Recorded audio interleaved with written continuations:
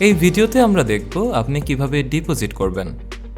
প্রথমে ডিপোজিট বাটনে ক্লিক করুন। এরপর পেজের নিচের দিকে পেমেন্ট গেটওয়ে বাটনে ক্লিক করবেন। পেমেন্ট গেটওয়ে বাটনে ক্লিক করার পর ডিরেক্ট পে বাটনে ক্লিক করবেন। এরপর আপনার কাঙ্ক্ষিত ব্যাংকিং সিস্টেমটি সিলেক্ট করবেন।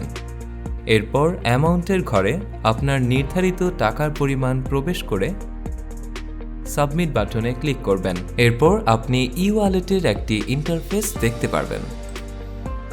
এখানে ট্যুর শেষ বাটনটি ক্লিক করুন। এরপর যে ইন্টারফেসটি আসবে সেখানে আপনি একটি বিকাশের এজেন্ট নাম্বার দেখতে পারবেন। নাম্বারটি কপি করতে পারেন অথবা দেখে দেখে লিখে এই নাম্বারে উক্ত পরিমাণ টাকা যেটা আপনি ক্যাশ আউট করতে চাচ্ছেন বা ডিপোজিট করতে চাচ্ছেন সেটিতে ক্যাশ আউট করুন। ক্যাশ আউট করার সময় অবশ্যই স্ক্রিনশট দিয়ে রাখবেন। এরপর এখানে ট্রানজ্যাকশন আইডির ঘরে আপনার ট্রানজ্যাকশন আইডিটি প্রবেশ করান এবং নিচে উক্ত স্ক্রিনশটটি আপলোড করে কনফার্ম পেমেন্ট বাটনে ক্লিক করলেই ডিপোজিট হয়ে যাবে।